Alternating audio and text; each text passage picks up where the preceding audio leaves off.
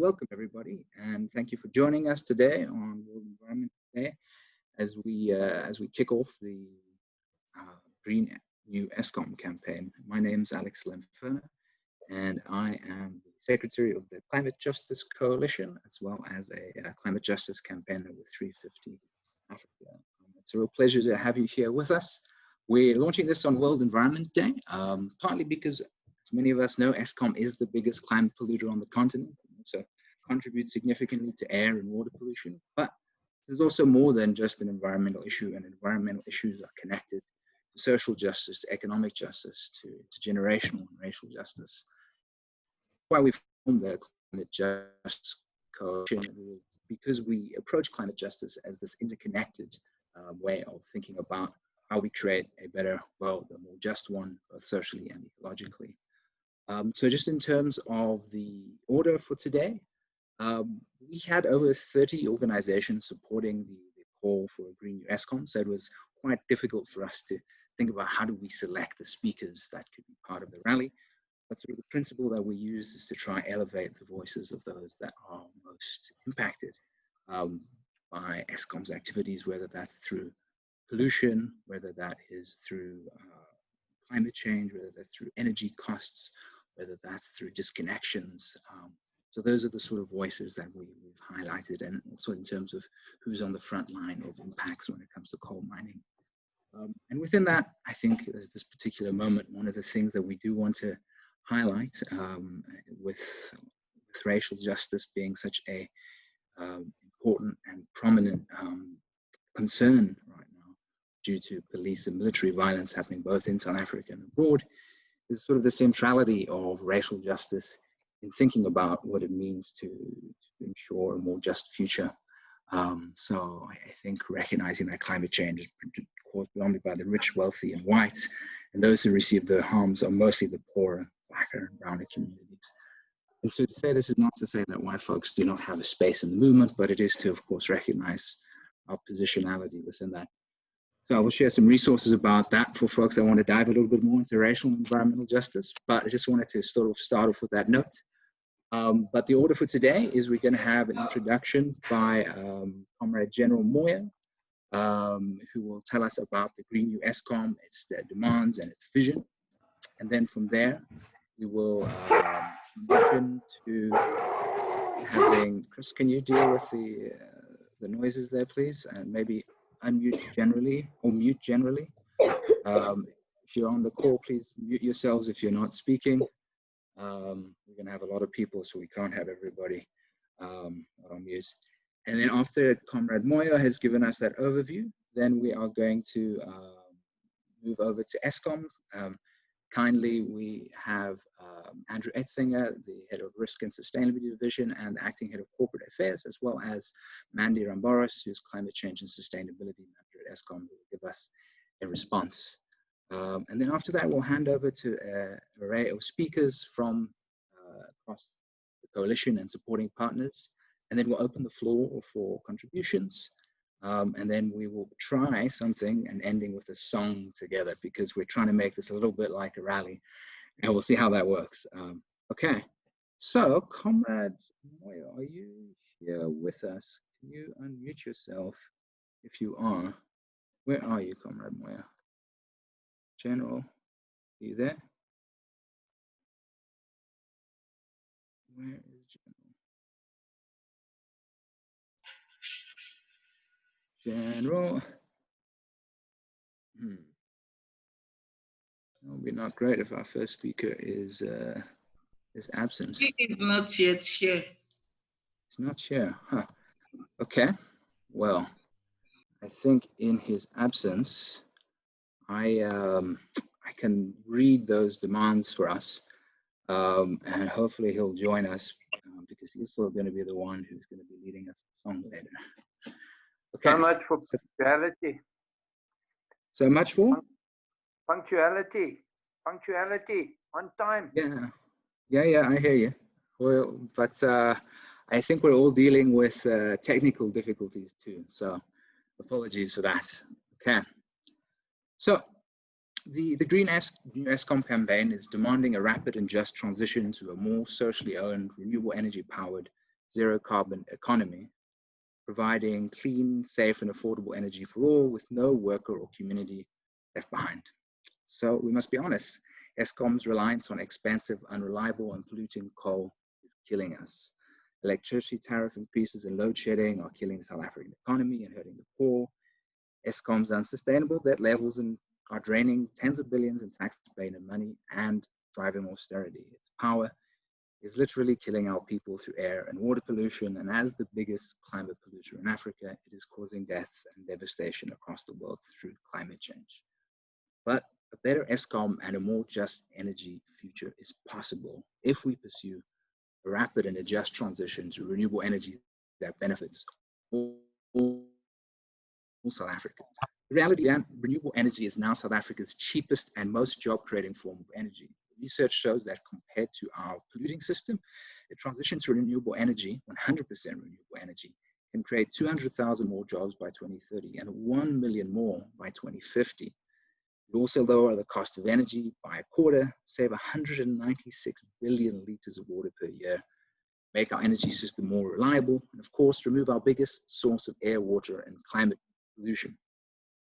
As the coalition and as the people standing behind this, we know that if we are to transition to a renewable energy future, we cannot leave behind the workers who have given their blood and sweat to keep the lights on. We must protect workers and communities who depend on coal for their livelihoods. A just transition is vital, it's not optional. Additionally, to ensure that renewable energy brings more benefits to the people of South Africa, we must pursue a more socially owned renewable energy future, rather than privatizing Eskom and allowing foreign multinationals to dominate our energy future. With millions still lacking access to electricity, we must ensure access to affordable energy for all. Renewable energy now provides the most affordable and fastest way to do that too. Poor South Africans also deserve an expansion of the insufficient indigent-free electricity allocation. We reject the inhumanity of leaving the poorest and most vulnerable in our society out in the dark and in the cold, especially with the onset of winter. We must ensure energy for all so that all South Africans have the power they require to meet their basic needs. So as we live through this COVID-19 pandemic, it's important that we realize the connection. Research shows that air pollution sharply increases the risks of dying from COVID-19. And even before COVID-19, air pollution was killing millions of people globally every year. Despite this, in April, during the first days of lockdown, the government weakened our air pollution regulations, which made our coal-fired power regulations from sulfur dioxide 28 times weaker than China's, 10 times weaker than India's. So before taking into account increased risk from COVID-19, that weakening of the regulation is projected to result in an additional 3,300 deaths. We believe that rather than weakening regulations, we must strengthen them to ensure South Africans' constitutional right isn't harmful to their health or well-being. And with COVID-19's economic impacts devastating South Africa, we desperately need a radical Green New Deal to put South Africans to work building a more socially, economically, and environmentally just future, as was demanded by the Cry of the Excluded coalition, a partner of ours. Renewable energy is a key part of that recovery. As research from the Trade and Industrial Policy Strategy shows, unlocking renewable energy investments as part of the post-lockdown stimulus package would bring multiple benefits, from fostering inclusive growth to stimulating industrial development and sustainable energy systems. So we said the time is long past due for an action on Eskom, energy access, a just transition, climate change, and pollution. Enough is enough. Panel.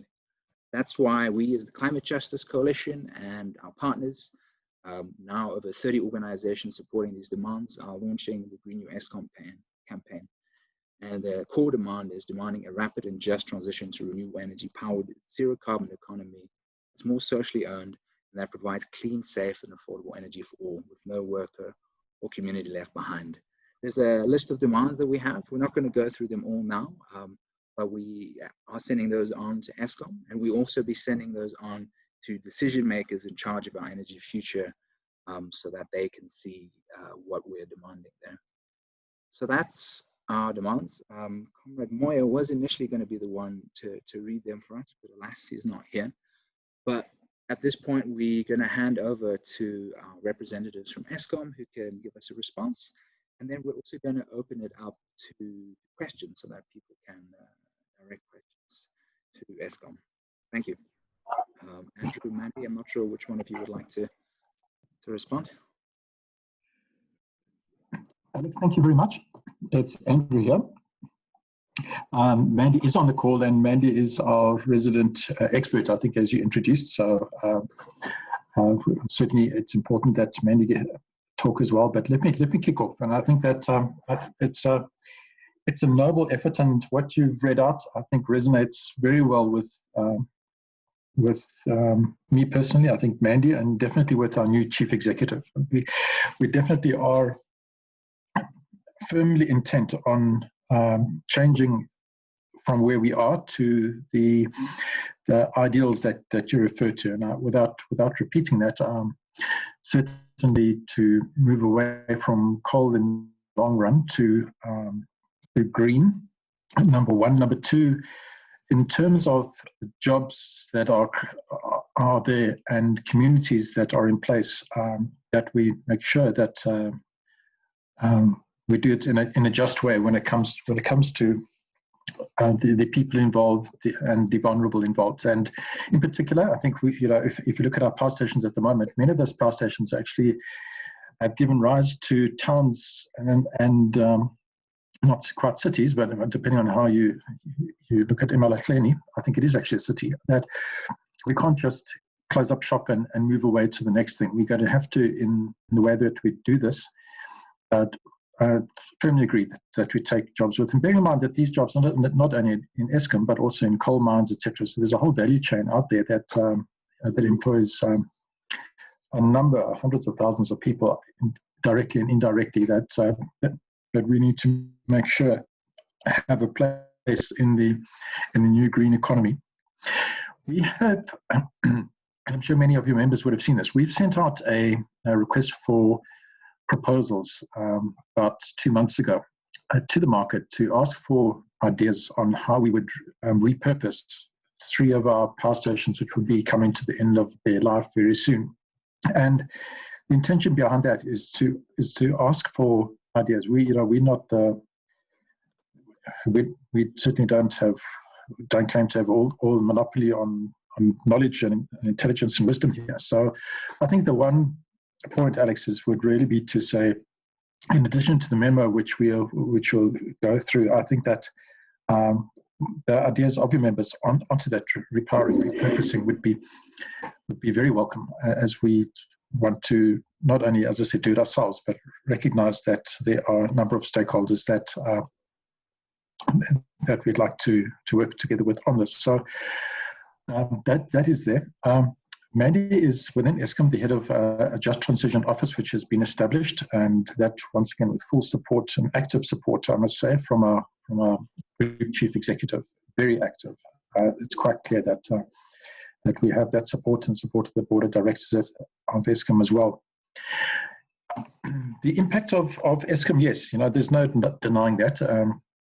The reality is that most of our power stations were built in the 1980s, and at that time, the environmental limit, the emission and pollution limits were what they were, and we didn't know better. Government didn't know better. Eskom, I think society as a whole didn't know better, and the power stations at that time were built, amongst the most modern in the world, amongst the cleanest in the world.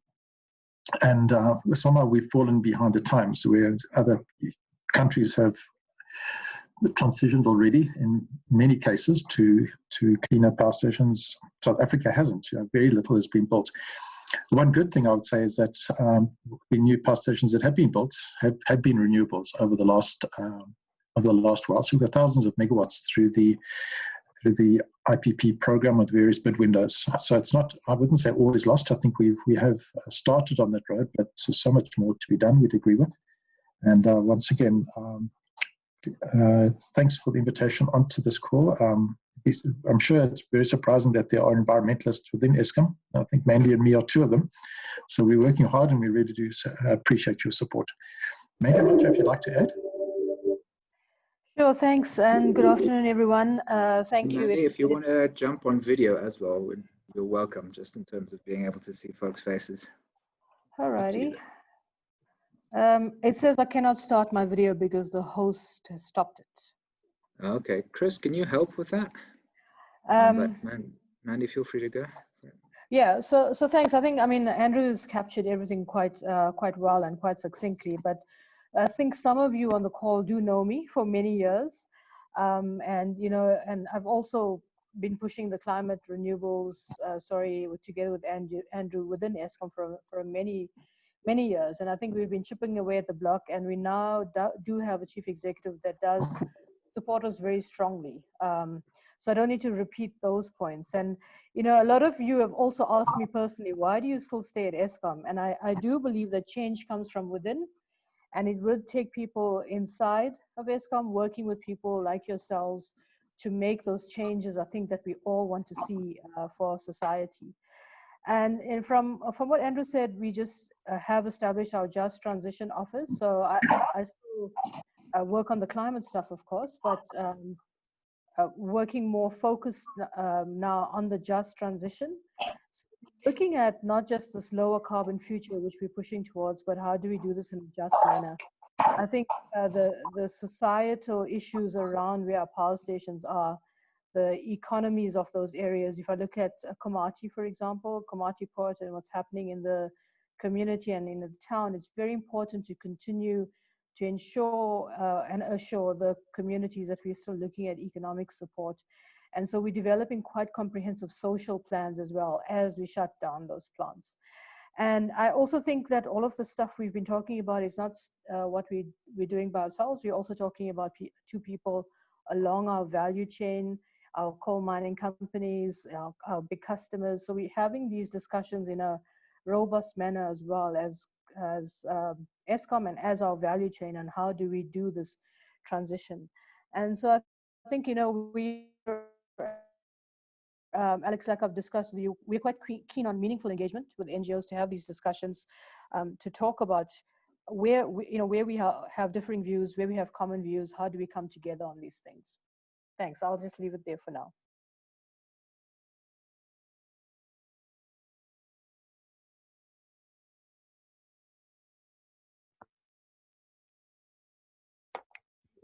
Okay. Hi, Alex.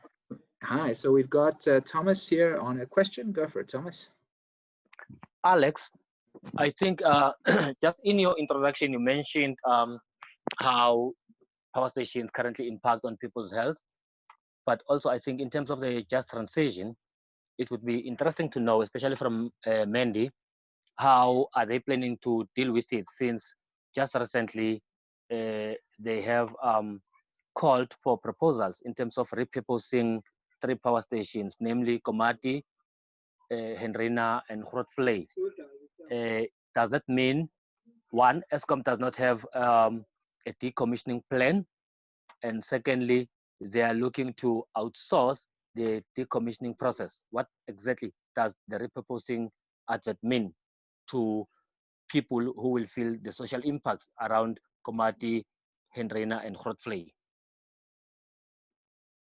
Thanks, Thomas. And just to add, there's a question from David Hallows. So we'll take maybe just a few and then allow Eskom to respond. So David Hallows says in the chat, how will Eskom facilitate public and local community participation in its power station repurposing and the larger transition to clean energy? And then Chris, I believe you have your hands up. Yes, thanks very much. Chris Fenimore from Waterzone Consulting. I did a lot of pollution work in the Mpumalanga area where most of the power stations were going up.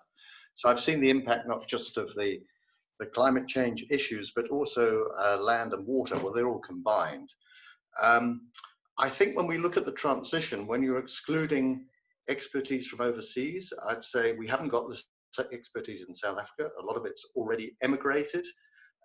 The education system is failing us, so we're not generating enough going forward. And we also have cronyism. We've seen it a lot in Eskom, where people have been appointed who just cannot do the job. And a lot of people have just left out of frustration. So if we're going to go for a good transition, I think we need some more skilled people. And because we are short of skills, maybe we need to pool the skills within South Africa. For instance, Petronas or Engen now sees themselves as suppliers of energy, not necessarily petrol or fuel or diesel. Maybe we should lump in with them, get everybody together around the table and look at viable ways forward. then we get synergy rather than competition, because we're so short of expertise. Going forward, so Chris, I believe we try to need keep it to a question rather than if you can.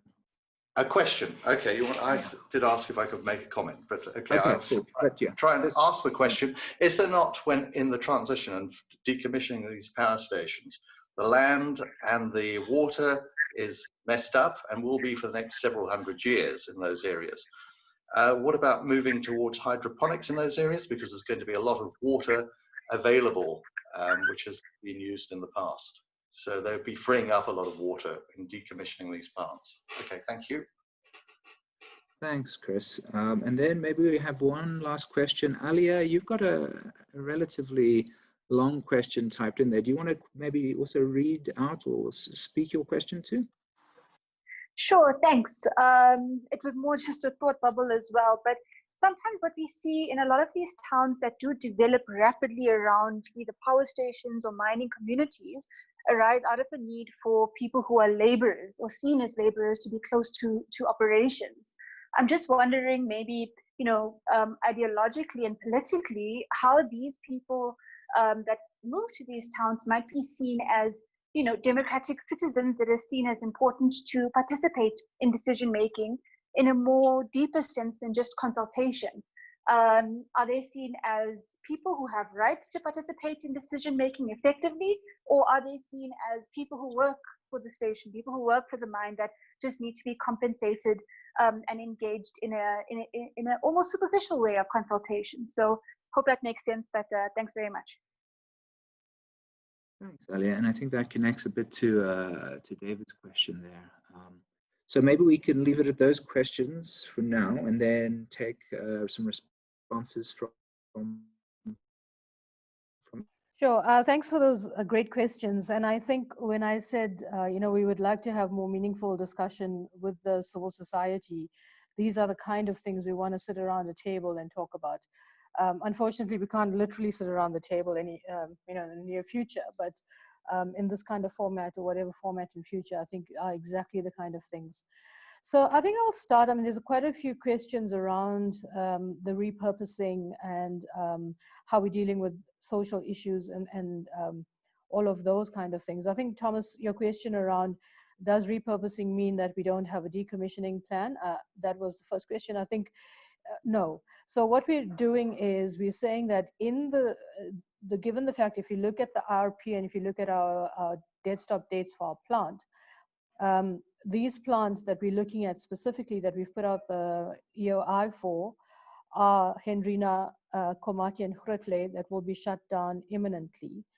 And we're saying instead of just shutting the plant, locking the doors and walking away, can we repurpose these sites, not necessarily the plant itself, but the site, in some cases maybe the plant, so that we don't just walk away from that site and from that community. Repurposing in that, can we find another useful use of the site and of the infrastructure that we have there? So of course, the kind of things we're looking at are energy solutions, and then like renewables and repowering, battery storage, those kind of things, so that we still keep the community involved in the energy sector and still ensure that we have economic stimulus in that community.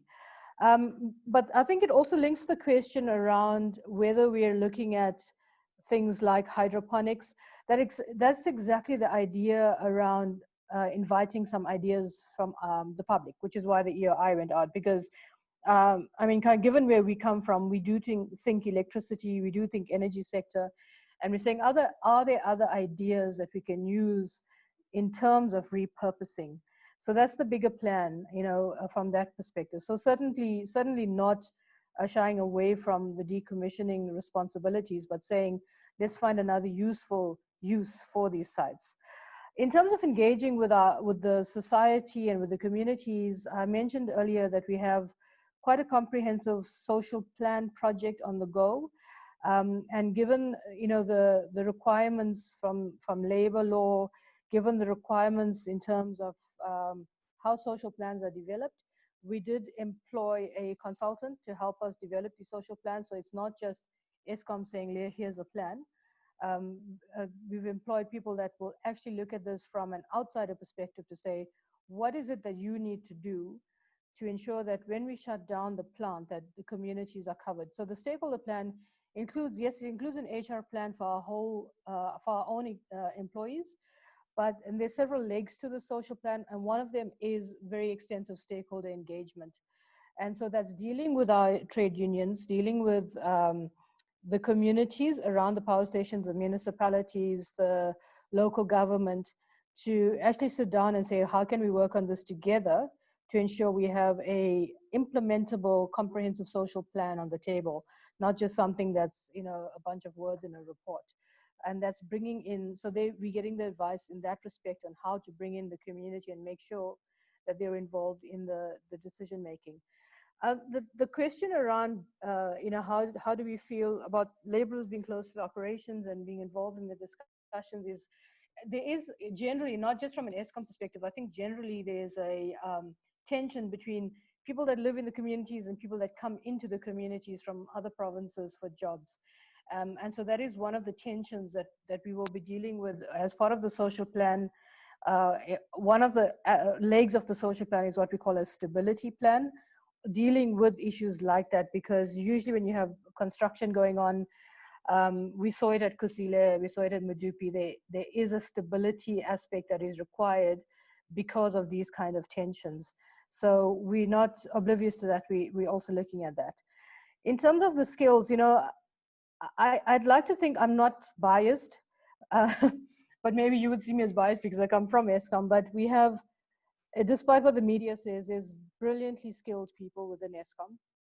We've lost skills, yes, but a lot of people that I work with on a daily basis are very, very skilled. But just to assure you that we're not just looking at ourselves to say, how do we do this transition and how do we do repurposing and transition stuff all by ourselves?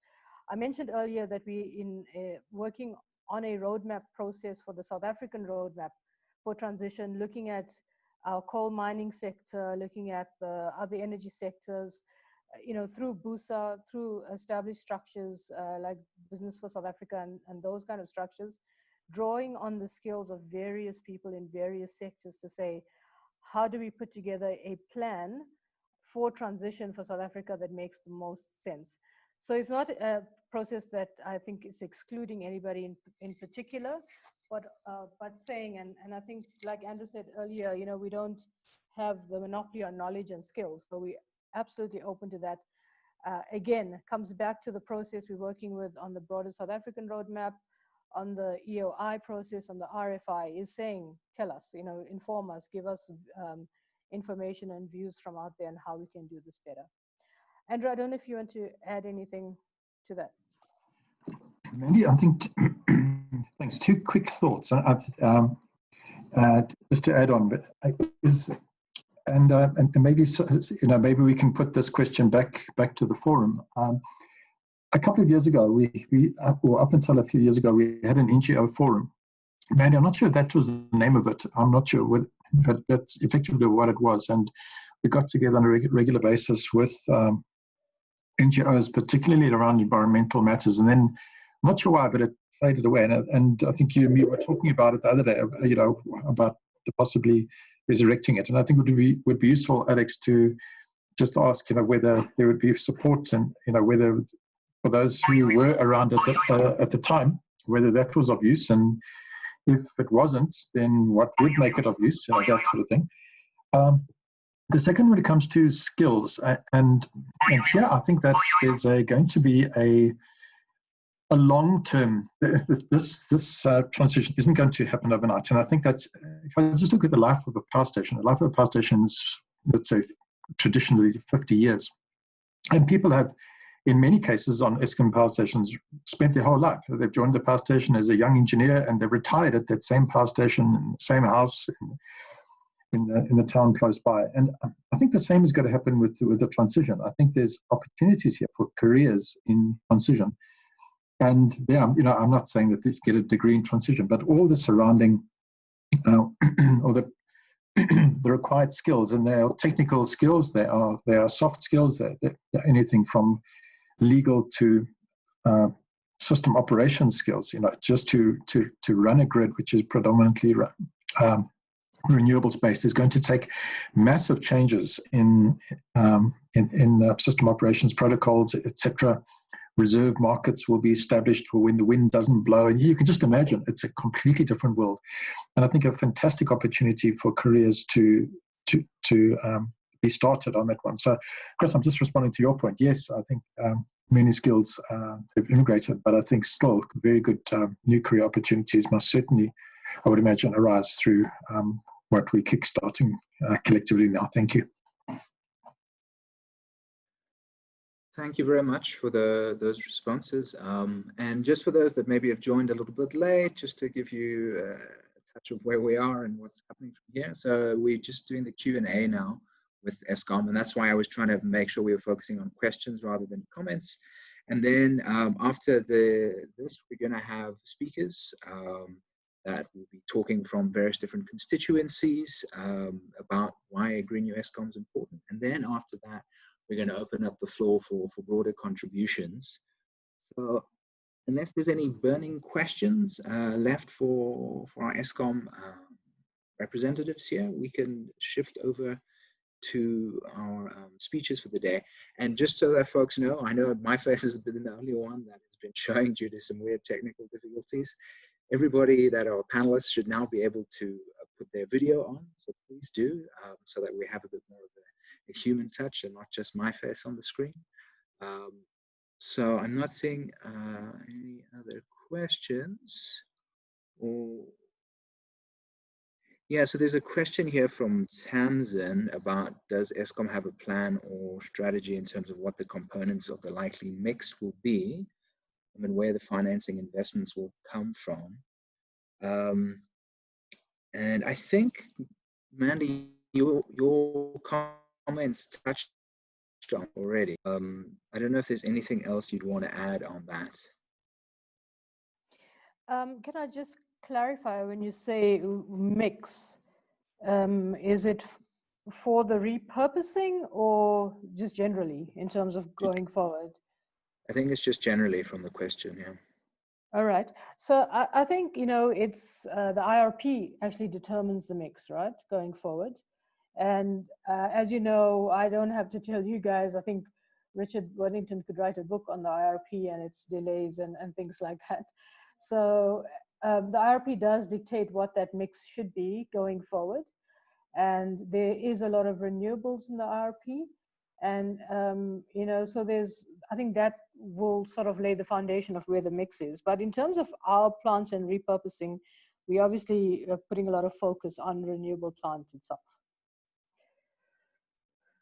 Thank you, Mandy. And speaking of Richard Worthington, he's got a comment in there talking about how the high-level forum for NGOs became a little bit of a forum for fairly technical issues. I think if it became a forum that was just too technical, maybe rather than the broader vision. So I think it would be a question about what that forum would look like.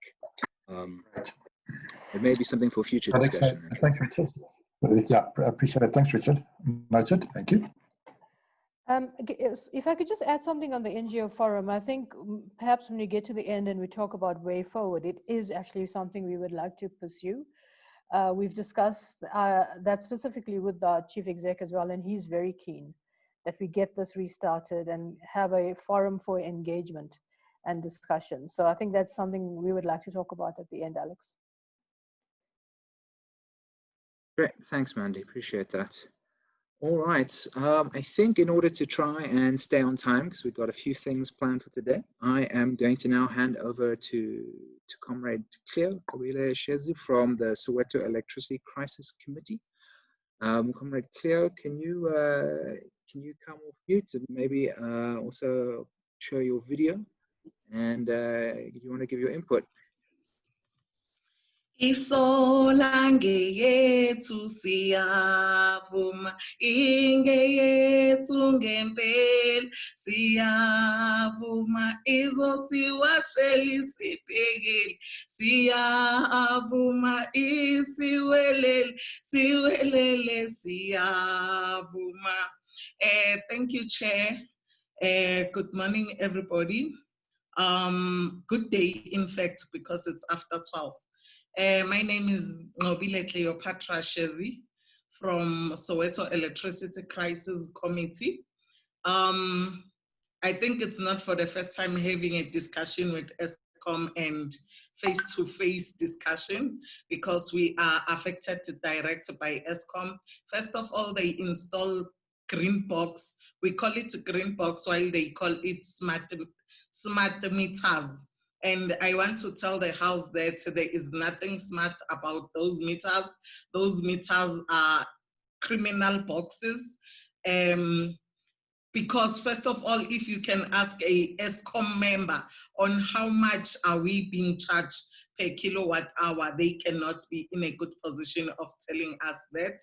That is one. And two, when you recharge with 100 Rand, you end up on the machine, it will say 67 Rand 50. And the big question that I have, who is the beneficiary of the other 37 Rand or 38 Rands? So on the song that I was singing, it says, solar is ours, it will wash for us, it will cook for us. Why are we still busy questioning Eskom on to put more coal? First of all, they use tons and tons of water in washing those coal, of which we are desperate of water as it is. So we don't need Eskom anymore. And we are sick and tired of Eskom. Eskom is full of thieves. I can tell you now that these guys, when you have a technical issue, they will say you have to pay 30,000. And if you ask them why you have to pay 30,000, there is no clear response about that. On my research on these smart meters, I then realized that it was a tactic of getting the money that they said it was scrapped because of the previous years. The houses were belonging to the great forefathers. Bear in mind that those monies are not being scrapped.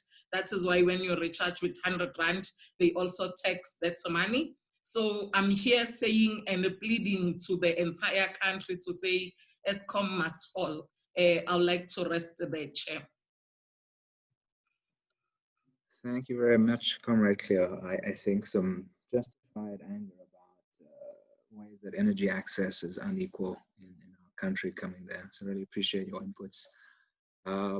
Next up in our speaker list is Comrade Mametlwe Sebei, who is President of the General Industries Workers Union of South Africa and a member of SAFTU. So Comrade Sebei, do you want to join us and make your input? Thank you very much, Comrade Chairperson, and thank you very much to all our comrades in attendance. And feel free to put on your video if you'd like as well. Up to you then. It says that you're not allowing me to do that. Oh, sorry. Just from a meeting where we are having massive retrenchments.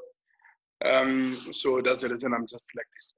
Comrades, Chair, thank you for the opportunity.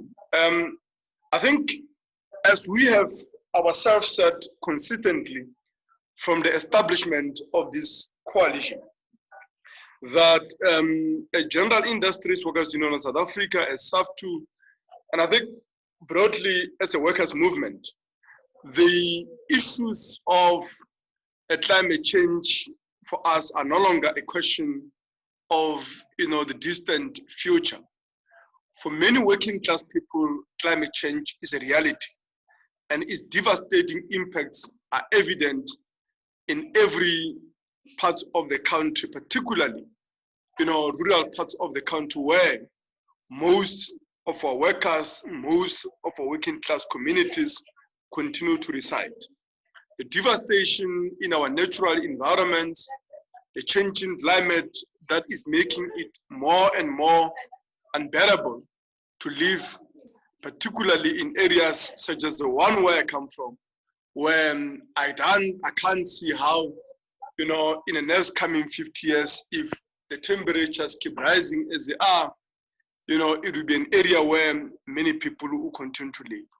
But also we know that it is not true that insofar as climate change is concerned, we are in it together.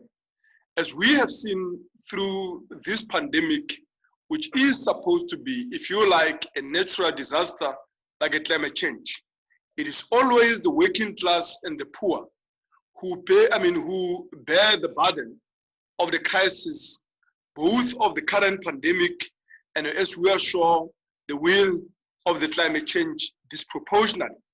Because when the elite are faced with a crisis of this nature, with a crisis of the magnitude such as the climate crisis, they would make the working class to pay. They will offload the burden of the crisis on the shoulders of the poor. And we are therefore saying that the climate change crisis is a crisis for the working class. And therefore, as a working class, we have taken a stance. And we are saying that we are demanding that Eskom must transition, and it must lead the transition in the energy supply towards a renewable and a sustainable renewable energy supply at that. We are saying that for that to happen, Eskom must remain a publicly owned entity. But unlike under the current dispensation, where it is, of course, a state-owned enterprise, but in the service of the corporate interests who are continuing to parasite on Eskom, particularly if you look at the special tariffs that are granted, what we call the energy intensive units and a big corporation. We want Eskom that can be in the service of the working class and the poor, both in terms of transition, but also in terms of how it's been managed. And that's the reason that we are saying that Eskom must remain a publicly owned entity under a democratic control and management of the workers in trade unions and, of course, of the workers in communities.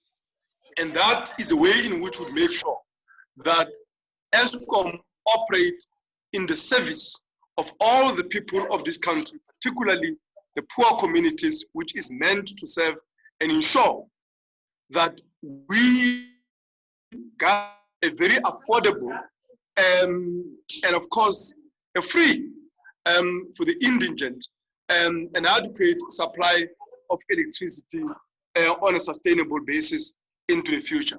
And that's the reason that we've been campaigning against privatization of Eskom.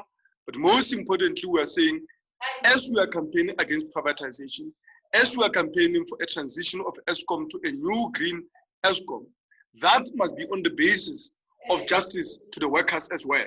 And that means for us that not a single job must be lost.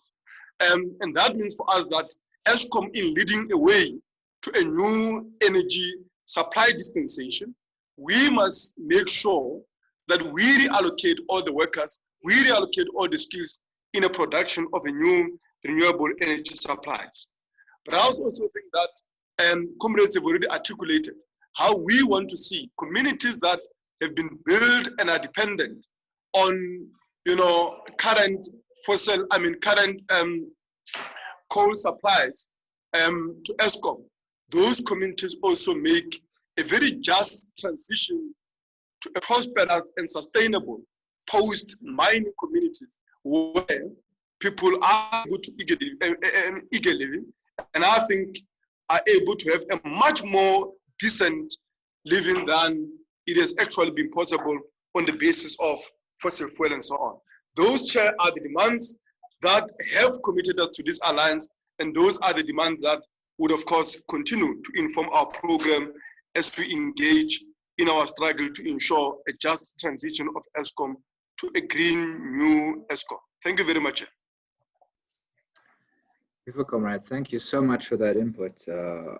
It's really powerful to have our trade union partners standing with our community partners and with the climate justice movement together. Next up on our speaker list is Comrade Rehad Desai, an activist and a documentary maker. He's with Extinction Rebellion in South Africa. So Rehad, over to you. Hello, and welcome everybody to all our comrades, friends and colleagues. Extinction Rebellion sees itself as a movement of movements, an organization which is focused on action, direct action. And why is that the case? Let me keep our focus on South Africa for a while. South Africa, as Alex stated earlier, is not only a victim of this climate crisis, it's also a perpetrator. The levels of carbon emissions and pollutions, the degradation that Eskom as a major power exporter is creating is just absolutely can no longer be tolerated. We are in a situation where we have sacrificed, many of us, 3 months of our lives in lockdown. Jobs have been lost. Hunger is at an all-time high. Malnutrition is setting in. Retrenchments have become the order of the day, many of them illegal, dismissals and so on. This is an opportunity. The Green New Deal presents an opportunity for us to have not, while we need a just lockdown, just policies and procedures to contain the epidemic, which is born from the ecological crisis and deforestation and a number of other things associated with our economic system. We can have a just economic recovery. And that economic recovery, I believe, can be powered by a very detailed and clear plan around massive infrastructural investment into our energy production. Why is it just? Why does it need to be just? It needs to be just simply because we've got energy poverty in our country, in our wider region and across the continent. I think it's almost 50% of Africans have no access to electricity. We need to turn that around so we have energy access to those who need it. We need an Eskom which is based on need, not profit. We need an Eskom which can provide energy security, not insecurity. A system which can guarantee 24/7 power to the whole country and to those who we're supporting. We need an Eskom which is not owned primarily by foreign interests. Its renewable energy is not owned by independent power producers which are linked to a handful of Western multinational corporations. We need an Eskom where that renewable energy is a socially owned asset. We need an Eskom which is where we have energy sovereignty, where we are in control as South Africa of our energy. We are not giving it over to the highest bidder. This is a social need, and nowhere more so than in the climate crisis. We need to move beyond the NGOs that have pursued a policy of inside and outside, of attempting to lobby our governments at the cost of mobilization of our communities who suffer most from the pollution and the lack of energy poverty. We need a movement, a coalition, which can unite the whole of our country around a fair deal, a fair recovery. And quite frankly, we need to dislodge the very important and powerful lobby which now exists inside our country, which is centered around Black economic empowerment. who are, many of the big corporations have unbundled their coal assets in fear that these will be stranded assets to black economic empowerment partners. And it's they who have tremendous influence inside the African National Congress. And through the African National Congress, the Department of Mineral, Energy and Resources. Comrade Rehad, we just a note on time, just in terms of I'll finish here.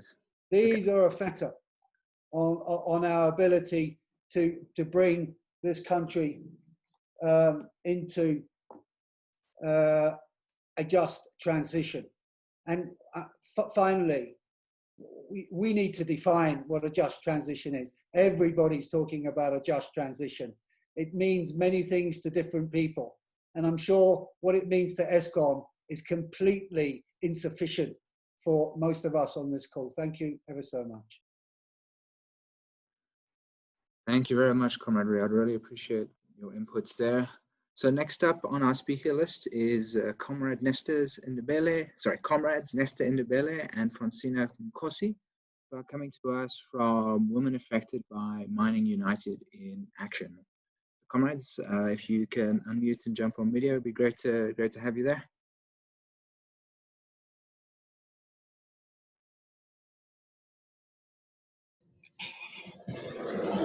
Good day.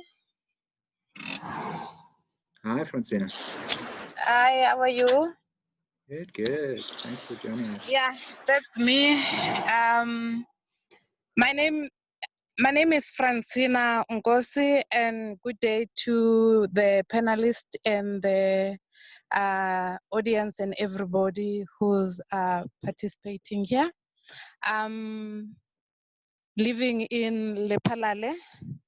Lephalale is where you find the big project called Medupi Power Station.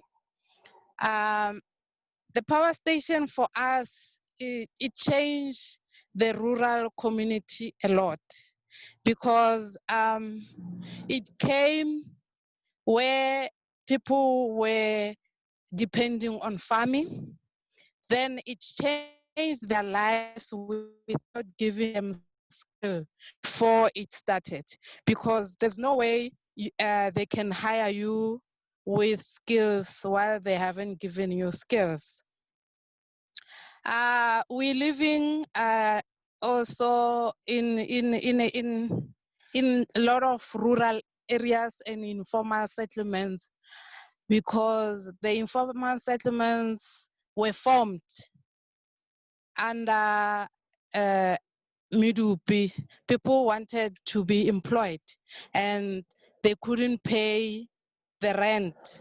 Then it formed a lot of informal settlement and it created a lot of havoc. That's where you find inequality, where you find people who depend on wood, because energy is a woman's issue, but people don't have electricity. And most of the people who are living in Lephalale, they are not employed in Medupi power station. Most of the people are from different provinces. Just sorry to interrupt. Just the video is not showing us your face. It's showing the top of the car. So if you can point the camera to your face, that'd be great. There we are. Okay. Okay. Yes. Women are less empowered because of Medupi power station, and also most of the people, they are not having electricity. Even if you can have that electricity, those kilowatts are very expensive, and that's why people are going to search for firewood so that they can be able to sustain their lives. Others, they're still using waste, because most of people are unemployed. The people who are employed in Lephalale, they are people who are from different provinces. It means there's a lot of influx of people in Lephalale, and also we find a high rate of gender-based violence because most of the local people are not employed, and those who come from different provinces, they are the ones who are employed. And if a husband is not employed and a wife goes out, get a placer, it means it causes conflict inside the homes. Those are the other challenges. And another thing is we wish we could have a greener energy where people can be able to use solar panels and also the bio gas, so that people can be able to generate their own energy rather than depending on Eskom. As Eskom, it's very expensive for people who are not employed, and also causing the injustice and also the inequality in the rural areas. I thank you. Thank you very much, Francina. A really important voice from really the front lines of impacts of coal extraction and burning there, and echoing our demands for more socially owned renewable energy so that communities can benefit from and own renewable energy too. So really appreciate that. Comnest, I'm not sure if there was anything you wanted to add on top of what Francina was saying. Yes, I can add. Thanks. Comrades, I have heard Mendes talking about the green electricity or about Eskom. What I can say about Eskom, Mendes, is that you installed the transformers in the townships, but you didn't monitor, you didn't evaluate. The ones I'm talking about are from 1991. If the transformer gets damaged, then we are to pay. Who must we pay? Because we are using the prepaid meters to get our electricity, our energy. At present, as I'm talking to you, it's a year since our transformer was banned.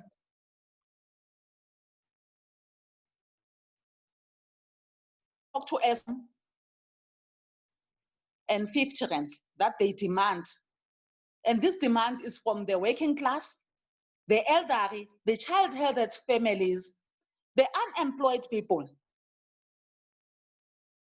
So how are they going to manage to pay that amount that is needed? And what I can say as Wamoa is that, can Eskom stop buying the coal from the mines so that the mines can stop evicting the innocent communities for the extension of mines? And if you talk, Mandy, about the skills, how are our children going to gain skills if they are not employed? So that you give them skills while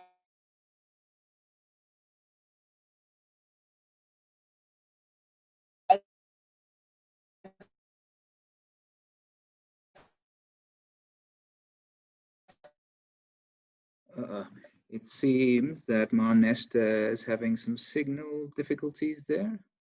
Marnesta, you might want to maybe try video. And also we be happy that no privatization of solar to the well-known people who have money. Can all this solar building be given to our own communities? Thank you, Alex. Thank you very much, Comnesta. Really, really appreciate that input. And again, I think what we hear is the demand for more renewable energy, and also the very real lived pain that comes from being at the forefront, the front lines of Eskom's pollution and also of the expensive electricity.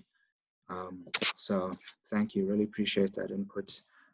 All right, next up we have Motsi Kokoma from the Botshabelo Unemployed Movement.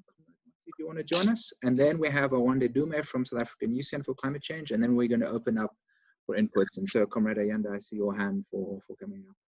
So, Comrade Motsi, over to you.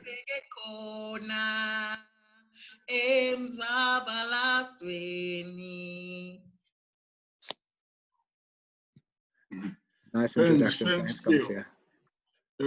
And good afternoon, comrades. Mine is not so tough because it's to talk about the unemployed comrades and then how Eskom is sucking our blood as the poor. Because there's no way that during apartheid we were paying 10 rand for 9 units. Now we are paying that 10 rand for 4.5 units. So that shows precisely that Eskom established by government as a capitalist entity to suck the blood of the poor, of the poorest.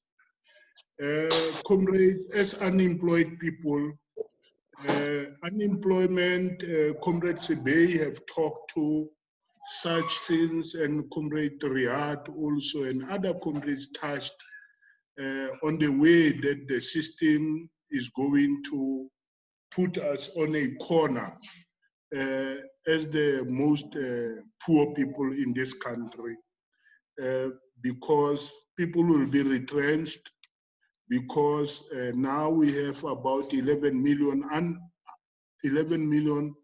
unemployed people in this country. And because of this pandemic, the numbers are going to grow. And then when Eskom is raising its tariffs so high, we presented in Bloom to say, Eskom, please don't do this to the poor people. But the government agreed to give Eskom the permission to increase the tariffs. So for us as the unemployed, is very, very painful. But we organize ourselves so that we can reject whatever that is not going to help us or assist us in terms of surviving this pandemic and beyond the pandemic. And also, comrades are talking about the transition to renewable energy. Who's benefiting and who's owning that processes? Is Eskom and who? Comrade Rehad also touched about the external forces that are really persuading or controlling Eskom. And then this is just some issues that really we should talk to. We don't have time now to deliberate properly on these issues, but really this is a catastrophe, because we know that climate change is a catastrophe. Climate change is bigger than even the pandemic that we are facing now. So really we are in a danger, comrades. But also as the climate change activists, we are also calling for 3 million climate jobs that can be created in terms of housing, in terms of transport. There are so many things that can be done in terms of having proper jobs that people can survive through them.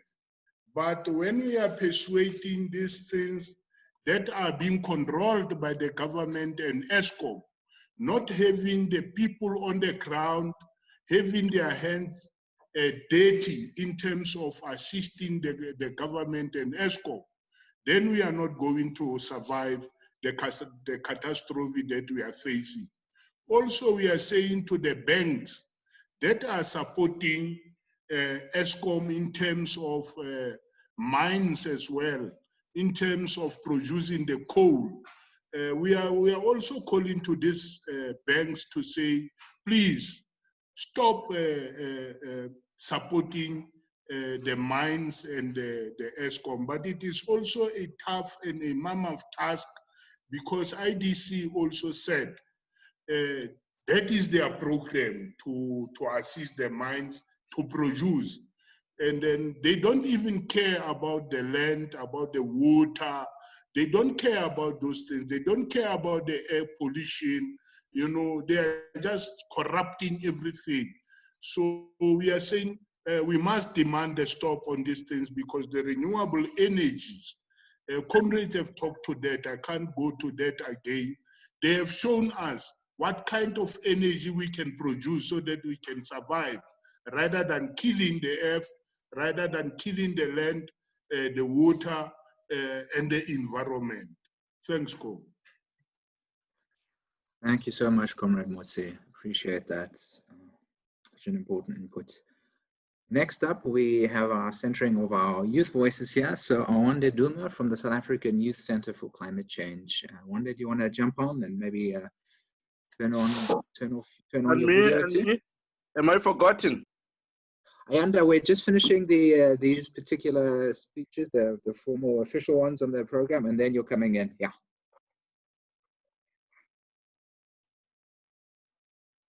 So Awande, do you want to jump in? Good day, everyone.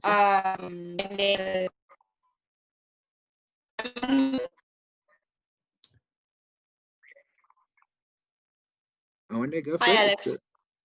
Yeah. Good? Yeah, all good. So, good afternoon, everyone. Good afternoon again. My name is Awande Duma, and I come before you as a member of the African Youth Center for Climate Change. When you look at me, please know that I'm one of over 200 million youth on this African continent. I'm appealing to you, Eskom, to remember your promise to your children to do better. Africa's greatest asset is its young and active population. Time and time again, young people in this country have consistently and actively mobilized and coordinated itself to bring the necessary and just change society needs. Whether it was through roads must fall, fees must fall, the global climate strike that took place in every major city, in every major city across the globe, we've proven time and time again that our voices matter. We matter. Today, we are using our voice to call for the greening of this new Eskom. We demand a rapid and just transition to a renewable energy-powered economy. We want clean, safe, and affordable energy provided to all, with no worker and community left behind in this transition. One of the fundamental principles of sustainable development is the intergenerational equity. This is the principle that speaks to maintaining fairness and justice between generations. As I speak to you now, we have an extremely severe case of intergenerational inequity between young and the elders of this country, especially when we witness Africa's biggest energy producer continuing to burn obscene amounts of coal and continues to contribute towards a significant degradation of our environment. Hear me now, we do not want to inherit an earth that is sick. We do not wish to live on an uninhabitable planet. And no amount of economic progress can justify leaving this generation and the future generation with a degraded environment. There's no justification for it. In closing, yes, it is true. You can diagnose the condition of a society by how it treats its most vulnerable members. And so I repeat, people first, profit later. We are open to meaningful engagement. And when I say meaningful engagement, I mean not that engagement where you take this day off, your World Environment Day off, as part of your corporate social responsibility to engage with members of communities and activist groups. No. Meaning engagements where we have clearly defined action items and action steps. We want a plan with a set metrics that we can see, that we can collectively work towards. We are not alone. We are here to work together. Thank you.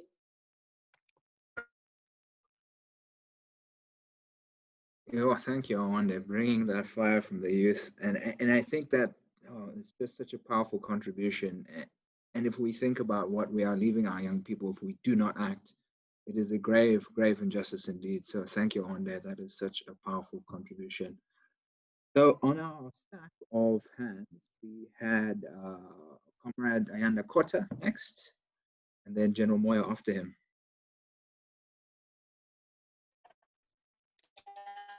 Thank you, Comrade. Thanks, Comrade Alex, and to 350 Rock for putting together this rally. It's also not fair that I must speak after such a very powerful input, Comrade Alex. Well, I concur. I've got three things to say, just to anchor what the comrades have been saying. Because we should be really paying 40 cents for kilowatts per hour. And we are paying more than R1. The electricity in this country is ridiculously high. And it is high in it's expensive in a sea of poverty. It's expensive in a sea of unemployment. It's expensive in a sea of inequalities.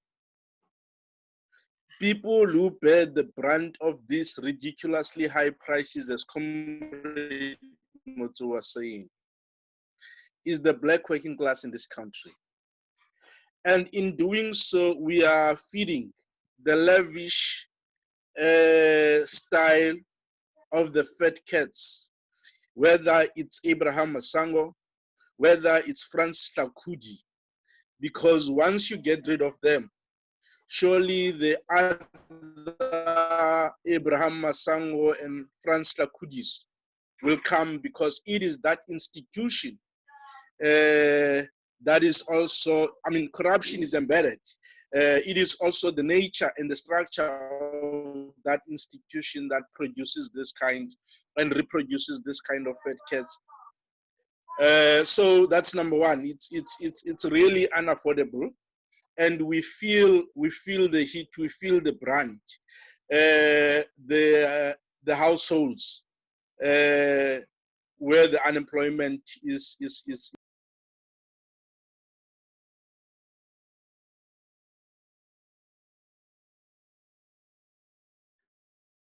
Thank you, Comrade Ayanda. Appreciate that input there. I think you were done. I'm not sure. You're on mute at least. Maybe we switch over to Comrade General, who's next up.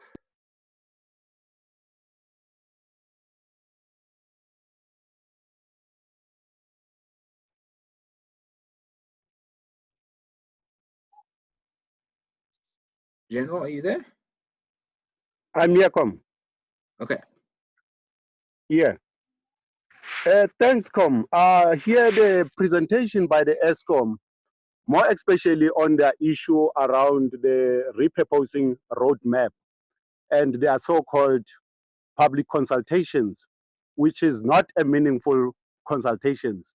I'm not sure if they are clear about what this mean, because we've seen this road mappings and the so-called public consultations turning to be the so-called rubber stamping of community participation, which is not constitutional processes.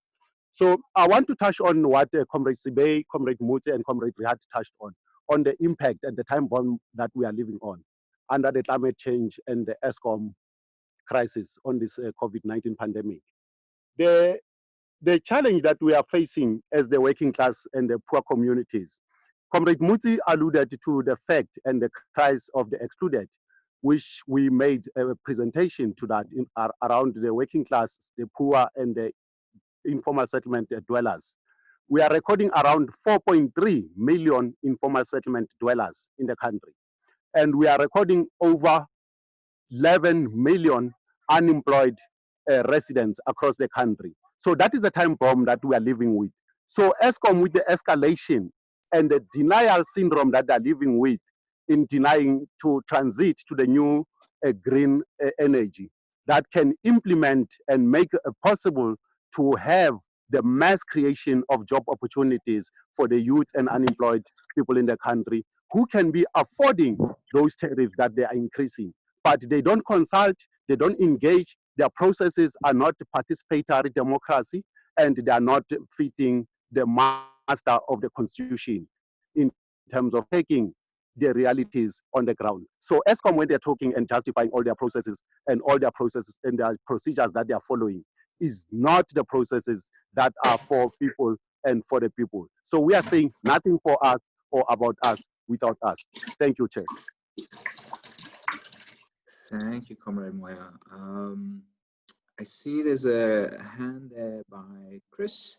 And then if anybody else has a question, feel free to raise your hand or put a star in the chat there that they'd like to, or if anybody has a contribution that they'd like to make, not necessarily a question, this is the point, contributions. So Chris, and then... Thanks, Alex. Sorry I keep hounding you. Yes, just a few comments. We seem to be pushing Eskom. I think the power is more in our hands to sort this out than pursuing Eskom. Eskom has no intention at all of going for green energy. If you look at their budgets, they've budgeted very, very little money for converting to green energy over the next 10 years. Further, you may see that they've got literally hundreds of billions of rands of infrastructure in the ground geared toward fossil fuels. So they're not about to move. So it's all very well jumping up and down and putting pressure on Eskom. I think we should. I think it's a noble cause, but we really have to act ourselves. And there is more ways of skinning the cat than one. If you look at Petronas in particular and other oil companies, they realize the writing is on the wall. We've got to get off fossil fuels, and they're seeing themselves as energy providers. So maybe we need to get into bed with them. The municipalities are also starting to roll out certain free energy, basic level of services of electricity, and solar cells can assist with this. So I think that we shouldn't put all our effort into Eskom. We should look a bit out of the box and pursue other activities, because Eskom ain't going to change. They've got too much money invested in fossil fuels. That's my comment. Thank you. Thank you for the opportunity. Thank you, Chris. And if I might respond to that quickly, if you look to our demands, it is partly also about socially owned renewable energy. It is about people leading the way with renewable energy too. But in the end, Eskom is our biggest energy provider. And so we are putting pressure on them and on our politicians and decision makers to shift our energy future. And in terms of oil and gas companies leading the way, if you look to how much they spend on renewable energy, it is a tiny fraction of how much they're investing. So they are hardly our climate champions. So I would advise you to dive deeper into behind the greenwash of a lot of these oil and gas companies, because they are still deeply invested in the fossil fuel economy, and they are not our saviors. All right, Thomas, over to you. You're next with your hand up. Okay, thanks, Chris. Yeah, I think, sorry, Alex, but I think Chris is right. We cannot focus a lot on Eskom, but we also need to focus on what can we do. But I think the most important part is that we are talking about Eskom today because Eskom is a public entity, and there are several flaws that we need to address. One, I think it's the question of unemployment, because if we kill Eskom today, not only are we saying people are going to lose jobs, but it will have a huge negative impact on the social well-being of the host communities. So I think that's where Eskom comes into play. The second aspect I think which we need to strongly touch on is how do we ensure that information within Eskom is publicly available, because part of what contributes to the corruption is the fact that there's a lot of secrecy that's happening around Eskom. So earlier on, indicated that Eskom has a plan to repurpose the plants, and Mandy in her response said, no, this is public, we're consulting with unions. But as of now, as I'm currently speaking, I can assure you that the unions, most of the unions, are not even aware of the fact that Eskom has called for bids to repurpose some of these power stations. And they're not even aware of the timeframes as to when some of these power stations are being closed.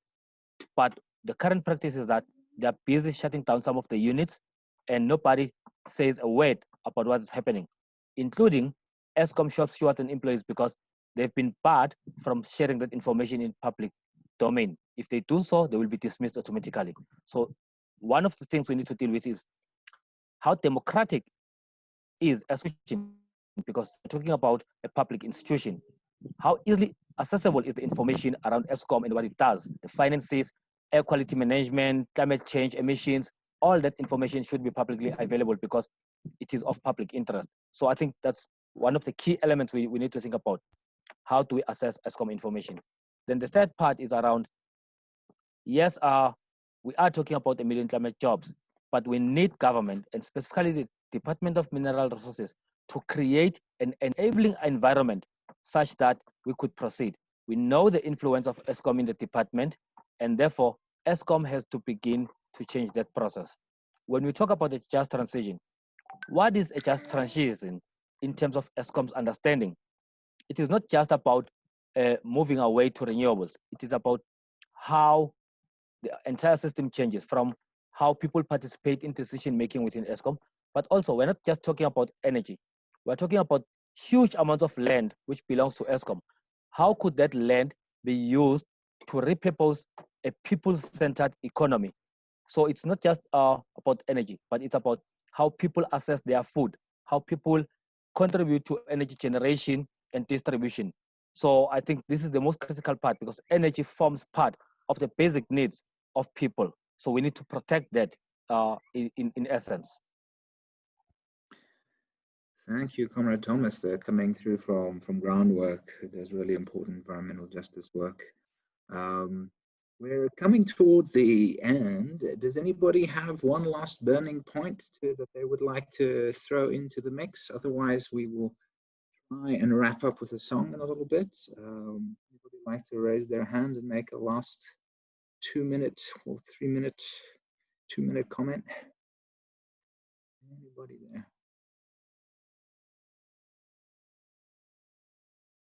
Any takers?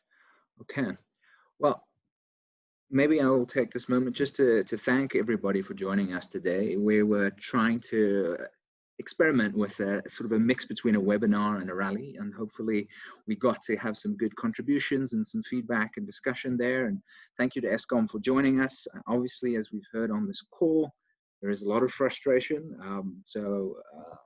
There's a lot of work to be done to really build the sort of Eskom and the sort of energy future and the sort of more broad socially and ecologically just future that we need to make in order to serve all of South Africa better and not to aggravate the climate crisis at the same time. So thank you everybody for your inputs. What we're going to try to do now is a little bit of an experiment. My General Moyo is going to lead us in song, and then what we're going to do is try elevate everybody to see if we can join in. Knowing that this is Zoom, this might end terribly, but who knows, maybe we'll be able to join in together in song in a meaningful way, because we know that song is a key part of our movements. And in the end, if we are going to make the change that we need, if we are going to build the sort of movement that can actually push for a different future, then we need to join together. Song is one of the ways that we can do that. So Comrade Moyo, without further ado, do you want to lead us in song? And then we're going to start bringing people in so that they can do that too. So Moyo, over to you, General.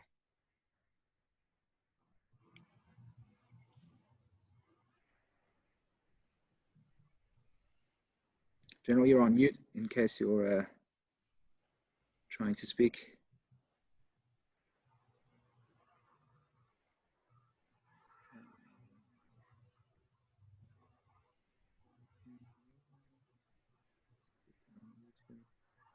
Chris, can you unmute General there?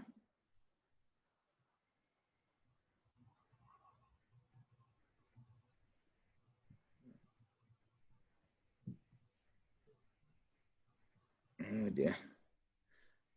General, now you're unmuted, so you should be able to go.